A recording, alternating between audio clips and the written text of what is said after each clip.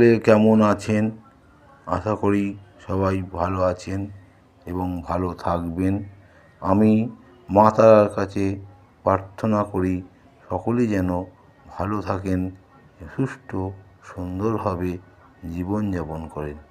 তাই আজকে আমি একটি ভিডিও উপস্থাপন করেছি।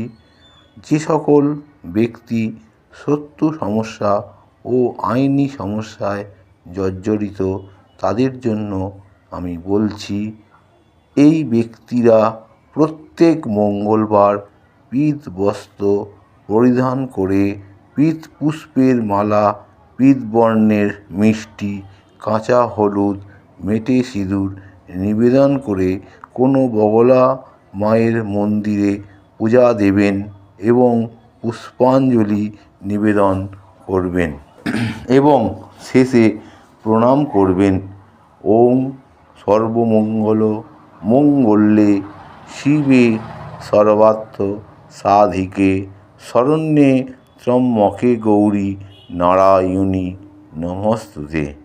যে সকল ছাত্ররা বিদ্যা সমস্যাযুক্ত, এই সকল ছাত্রছাত্রীগণ গৃহে মা সরস্বতীর ছবি বা মূর্তির সামনে বসে প্রত্যহ ওং জয় জয় দেবী চরাচর সারে কুচযুগ শোভিত মুক্তাহারে বীণা পুস্তক রঞ্জিত হস্তে ভগবতী ভারতী দেবী নমস্তুতে। সরস্বতী মহাভাগে বিদ্যে কমলোচনে বিশ্বরূপে বিশালাক্ষী বিদ্যাং দেহি নমস্তুতে। এই মন্ত্রে প্রণাম করবেন। এছাড়া প্রতি বুধবার সিদ্ধিদাতা গণেশের গলায় সাদা মালা ও সাদা মিষ্টি নিবেদন করিয়া বলিবেন ওং শ্রী শ্রী সিদ্ধিদাতা গণেশায় নমঃ।